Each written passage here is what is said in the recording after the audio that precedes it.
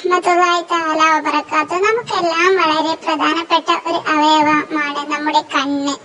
കണ്ണിന് കുറച്ച് കാഴ്ച കുറവുണ്ടെങ്കിൽ നമുക്ക് വളരെ പ്രയാസം അനുഭവപ്പെടും. കാഴ്ച ശക്തി, പല ജാതിയിലുള്ള കാഴ്ച ശക്തി കുറവുകളും ഉണ്ട്.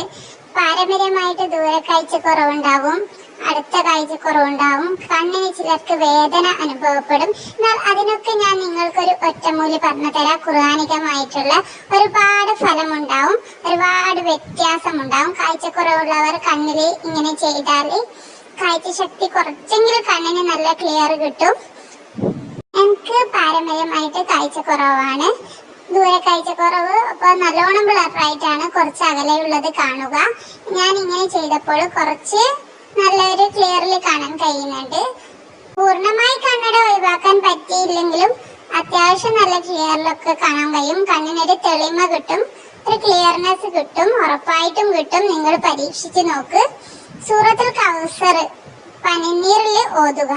അത് നിത്യേന കണ്ണിൽ തളിച്ചാൽ കണ്ണിന് കാഴ്ചയും തിളക്കവും വർദ്ധിക്കും. വേദനയുള്ളവരാ തളിക്കുന്നതെങ്കിൽ വേദന മാറുകയും ചെയ്യും. കിതാബില് ഉള്ളത് പനിനീറിൽ ഓതുക എന്നാണ്. എങ്കിൽ ഞാൻ പച്ചവെള്ളത്തില്, സാധാ വെള്ളത്തില് കൗസർ സൂറത്ത് കുറെ പ്രാവശ്യം ഓതി അതിലേക്ക് മന്ത്രിക്കും. എന്നിട്ട് കണ്ണിലോട്ട് തളിച്ചു കൊടുക്കും.